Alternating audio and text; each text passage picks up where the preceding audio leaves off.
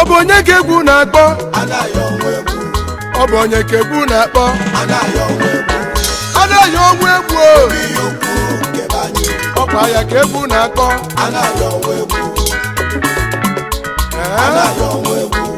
Ije anyị nọ ya o asị na nnukwu mmadụ bụ nnukwu mmụọ onye a na-ekwu nweziri ife ọ na-emenụ eji na-ekpuru ọkpụrụ nkikere ya akwụ na-echi enyi na obere mmọnwa dị agbaka egwu n'ọgbọ ọgwụ onye kpu igu ka ewu na-eso ọ na-abụ onye gbara aka ewu esobi ya nụ ọ gịnị ka ọ ga-atazi anaghị onwe egwu nụ ikpu igu pawa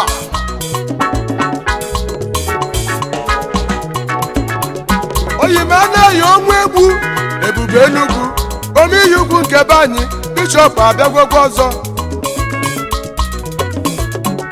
ebube itinye mkpo na mmiri osimiri kewa bishọp apanite egwu emebe emebe amara odogwu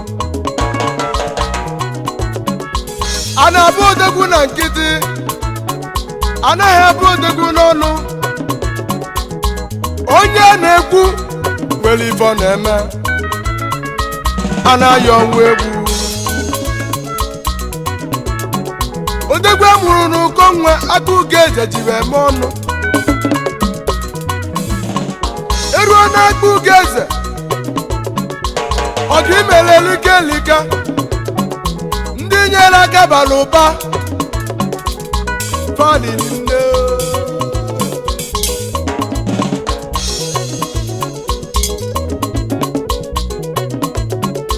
na anyị nwere ụzọ be anyị akọrọ anaghị na anyị nwere mmiri akọrọ anaghị na pọmpụ na-agba ọkụ na-enwube anyị ọkwa akọrọ anaghị ọlụlụ ụlọ ụka si onye ọbụla jebe ụka ụlọ ụka ọ lụtiri debe ebe aka bishọp na-eje ụka ndị ọ zụrụ n'akwụkwọ faburu ibuli nne ka ọ bụ ndị ọlụ ọlụ ụlọ na be akalịrị akalị ndị o bunyere mechinu na be ncha na-enwe aṅụli ọ bụzi ndị o bunyetiri moto na be adịka aja fa na-enwekwu aṅụli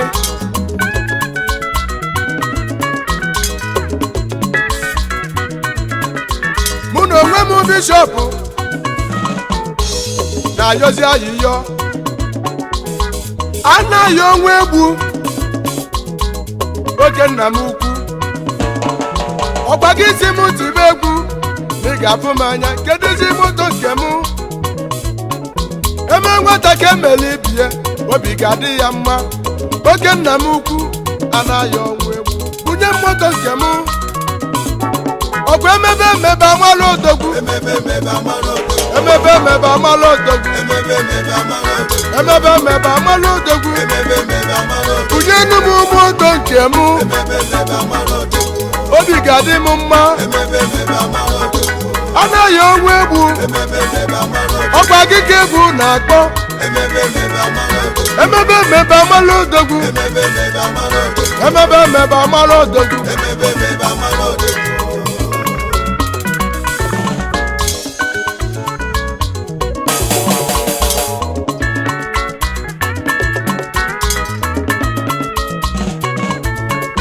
Oyime anaghị onwe egwu. Ebe ọ bụ n'isi n'ụlọ marụ mma wee buru ezi ke ntị ka m bụrụ gị amụma. Oyime anaghị onwe egwu.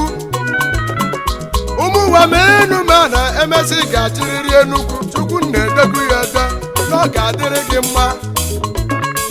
Ọnụ mmadụ bụ ọnụ Chukwu.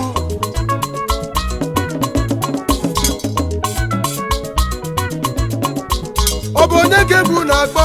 Anaghị onwe egwu. Ọ bụ onye ka egwu na-akpọ? Anaghị onwe egwu. Ọ bụzi onye ka egwu na-akpọ? Ihe ukwu nke banye. Onye ka egwu na-akpọ? Anaghị onwe egwu. Anaghị onwe egwu. Anaghị onwe egwu.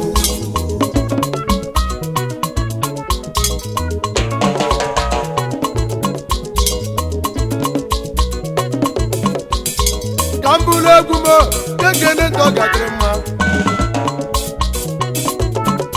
Mgbe oge ebe asị ka ejebe wee buru ụzọ jebe. Asị ka anaba anaba wee buru ụzọ naba.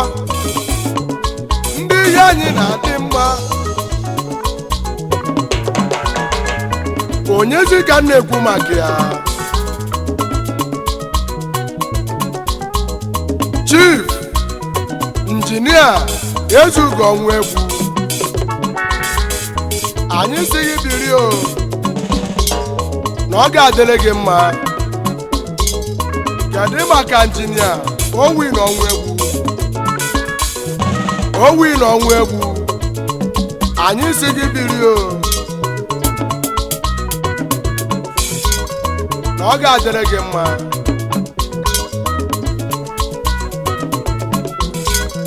Kedu ezi maka Honorable Sunday ọnwụ egwu? Ọ nọ n'enyi nke izizi n'aka Ugeze na mba Governing Council na IMT n'Enugu, Vice President General n'aka Ugeze. Ọ ga-adịrị gị mma o. Ka njezi ekene Onyeoma ọ ga-adịrị mma. Honorable C.Y. Arise, President General n'aka Ugeze, Director Eagle Honage na Lagos. Kenelu m ezi oyi m Chinedu Arise, the Junior Manager na Eagle Honage na Lagos. Anyị si unu bilio.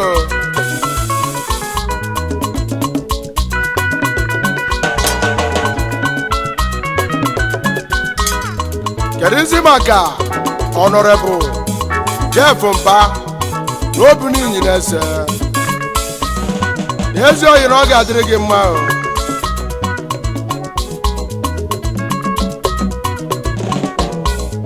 Anyị wee na-ekenezinu Honorable Boniface Uchendu. Kedu maka Honorable Kenneth Ume? Anyị wee na-akpọzi ezi oyi anyị nụ Honorable Tangodi Okolie. Kedu kwenu maka ọzọ nwere ibe Chairman Abiona Okorie?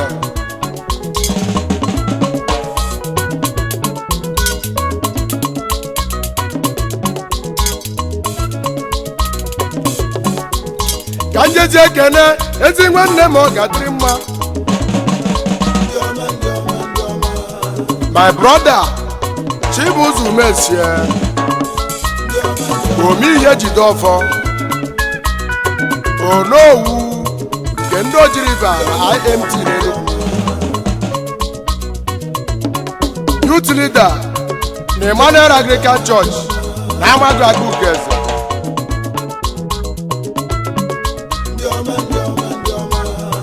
Ọ ga-adịrị gị mma o.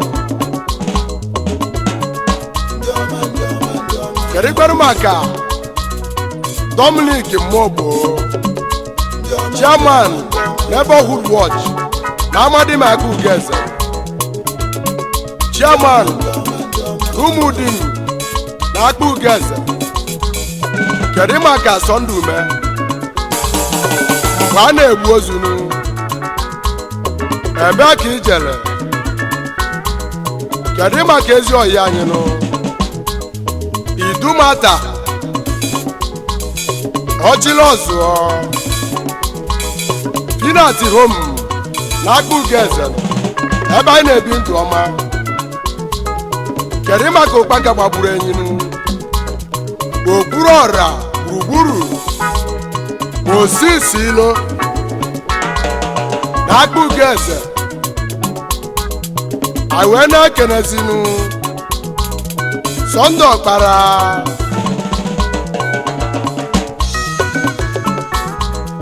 kedu maka Ugonna na-ekwe? Kenelu m ezi nwanne gị Chidi a na-ekwe? O jesie bata ka okwudo anyị o na Onyeoma bishọp na-echi ya nụ. Anyị wee na-ekenezinu Okenna ife a na-achọnụ na ụmụ ụwa mesienu m ala isi ga-abụ eze ga-abụ eze. Okenna, kedu maka Ugonna nwanne gị nwoke?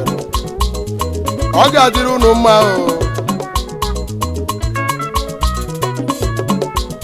Anyị ga-anọkwa n'ije ikene ndụ ga-adịrị mma.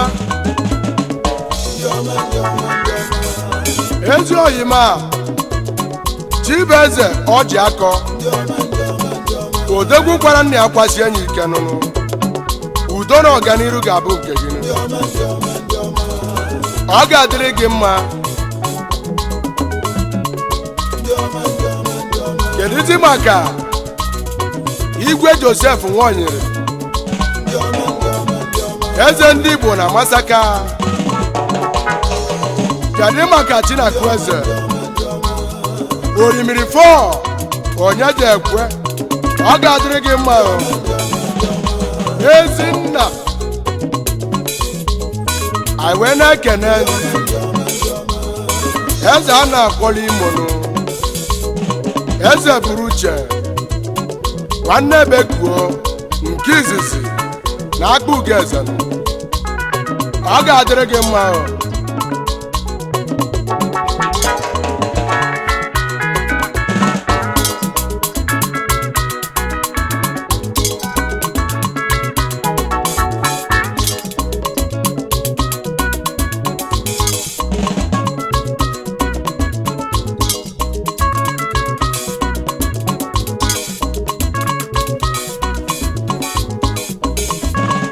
Anyị wee na-ekenenụ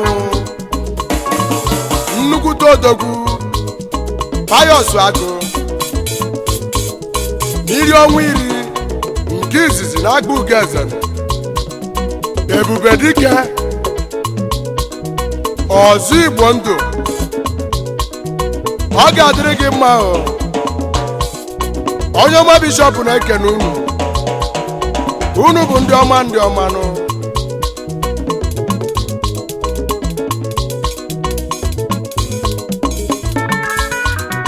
Kedu maka ezi oyi m Nna Nyerugo Emeka Ude? Kenara m ezi nwanne gị nụ Chinedu Ude. Anyị wee na-echeta aka ekpuchi ọnwa nụ Emenike Ude. Onyeoma bishọp sịrị ọ ga-adịrị unu mmanụ. Unu so na ndị ọma ndị ọmanụ. Kedu maka Chukwu Keruo Amara? O nwere ndị Igbo niile nụ. Ọ ga-adịrị gị mma o. Anyị ga-echezozi Oriakụ Ọfọkansị n'ụmụ di m Agugeze.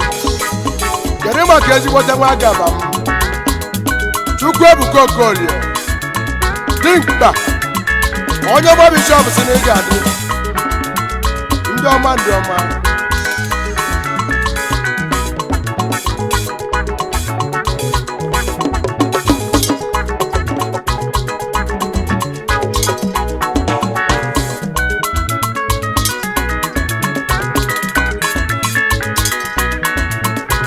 Ọ bụ onye ka egwu na-akpọ?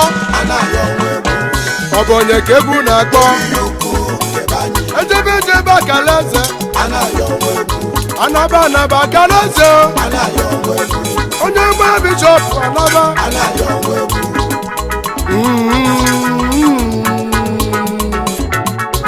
Anaghị ọnwụ egwu, ọ bụ ya ka egwu na-akpọ.